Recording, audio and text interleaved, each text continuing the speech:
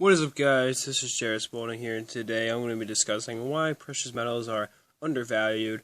And honestly, you might not even agree with me here. You might be thinking, well, I don't think they're undervalued. I mean, look how many, look at all the attention that's on precious metals. Look how many people are investing in it.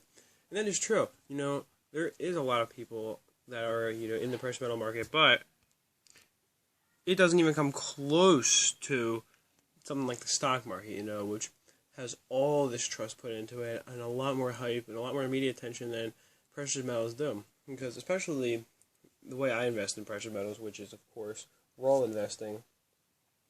And a lot of people, will jump onto the stock market bandwagon, like that type of thing. And whenever you think of investing, that's usually what you think of as the stock market. However, that's because it is simply overvalued.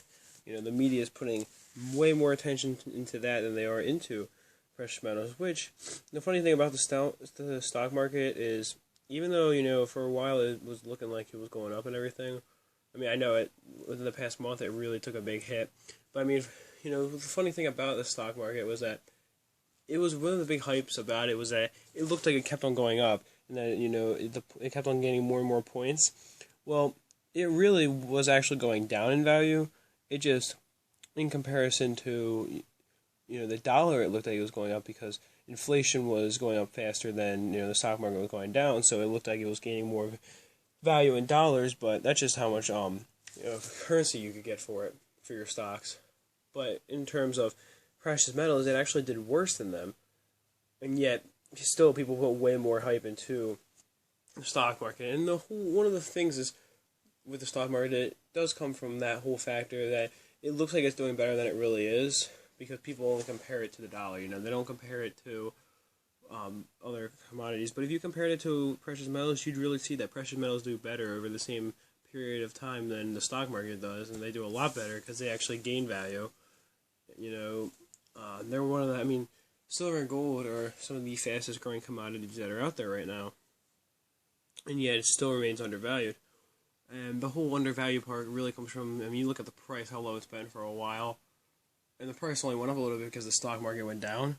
But one of the big things about precious metal investing, at least raw investing, is that people almost think that it's, too old-fashioned. They think hoarding a bunch of silver is just for, your crazy neighbor or something that's always telling you about the end of the world coming. While stock markets, those are advanced. That's all technology based. You're being protected in a lost situation, and there's a lot of money to be made out there off these companies. You're not thinking about the whole end of the world thing. You're trying to make money off of the now, not the future. Well, the thing about the stock market is that is true. It's very fast paced, and you can make a lot of money really fast, but you can also lose a lot of money really fast. That's the way it works, because every time someone makes money in the stock market, someone else loses money. And the same thing does not really go for precious metals. Every time someone loses money, maybe in another commodity, they might make money in precious metals, because if money's being lost in one commodity, people might bandwagon to precious metals, and then that's when you're starting to make all the money. But at the same time, currency is also being created, so it's not always that way. Sometimes it just happens to be more currency in circulation, and that's why there's more, that's why there's different commodities. Every commodity could look like it's going up, but actually because the currency supply is going up, it's being inflated. So you really do have to base it on what other commodities do over the same time period to see which one has the highest growth rate. And that really is precious metals, But, so there's a lot of reasons why I think that these are undervalued. Just looking at the price is insane how low it's been. I've never seen silver below 14 an ounce before. I thought it was kind of ridiculous almost. It kind of recovered a little bit, but it's still low 15s now, which is down from the high 15s we were seeing before. It's still is undervalued, compared to something like the stock market, which people are always all over. And I know a lot of people, when they think of investing in precious metals, like I was saying, they just think of like some crazy guy who wants to live in a bunker or something. But there's also other factors. A lot of people think, well, I'm investing in raw precious metals, I'm not protected from a collapse. I'm only protected in a situation, I'm only protected by stocks because of the whole technology thing. You can set up all these different things with your account, I guess. Depending on I guess depends on what you're doing, really, but I'm pretty sure there's ways to protect yourself to an extent. But there's a really simple way to protect yourself when investing in precious metals, and that is simply to diversify. You can get things like generic bullion and junk constitutional, which are both good for quantity over quality. That type of thing where you're trying to get more volume than actual quality pieces, and these are good in a huge silver price spike, in a bubble situation, because their value relies almost entirely on silver's value. But in a silver price drop off, silver goes down for a while, it takes a big hit, like right after a bubble. If you were to buy in a bubble situation, then right after the bubble popping, you would lose a lot of money. And so that's why you don't want to only invest for bulk. That's why you'd also want to diversify into numismatically valuable pieces, because of the fact that these two, like I was saying, junk silver and bullion silver, are both going to be good for building up bulk, but these are not going to get you as much money, I mean, this even is kind of a bad example. Here we go. And, something like this is going to be good when, like I was saying, a huge spike happens, because it relies on the value of silver. But if silver never recovers to what you bought it at, then you're going to be ultimately losing money. However, this is not good in a silver price spike, or a situation where we had an economic collapse or something, and all bartering were done through silver and gold, because this is only going to be worth its melt value, which might be a few dollars. If you're wondering, it's 1801 Spanish coin. I've showed it before.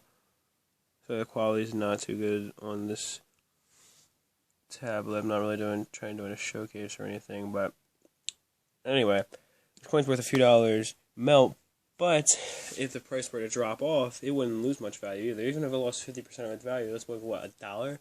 It's not going to be too hard of a hit that it'd be taking, and it could still build, the whole numismatic value over time of the fact that being a decently rare coin, at least a semi-rare coin, I think it would be worth around.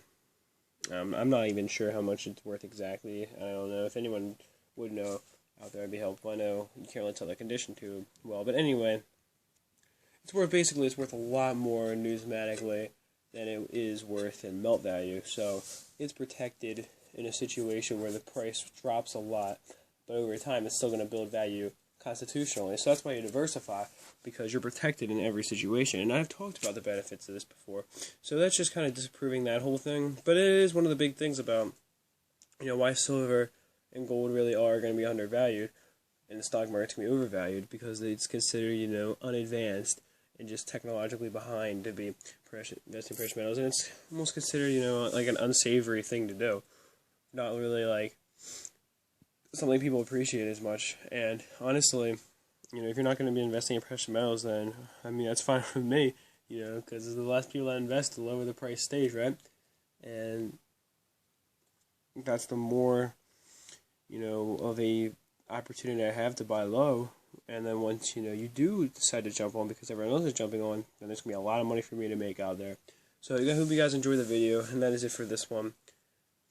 If you guys, if you would like to see a full stack video, I only got like another 5-ounce bar, but if you guys do want to see a full stack video for April, I guess let me know in the comment section below, because I'm not really sure if I'm going to do one or not, or I'm going to wait until May, but I'm thinking, because I know I'm going to be ordering another bar soon, and once I do, I definitely do a full stack then, because I'll be adding a decent amount of weight. But I'm not sure if I should just, because I'm not going to be ordering it until the end of March, once I have a little bit of currency coming in. So I was thinking, maybe I would just do one halfway through April, but I don't know, just to make it for May or make it an April one still. Depends on when I arrive. But anyway, just let me know what you guys want to see. Sorry for that little thing at the end there. And if you already clicked away, then I understand. But if you didn't and you're still here, then thanks very much. And that is it for this video now. Peace, love, and much respect.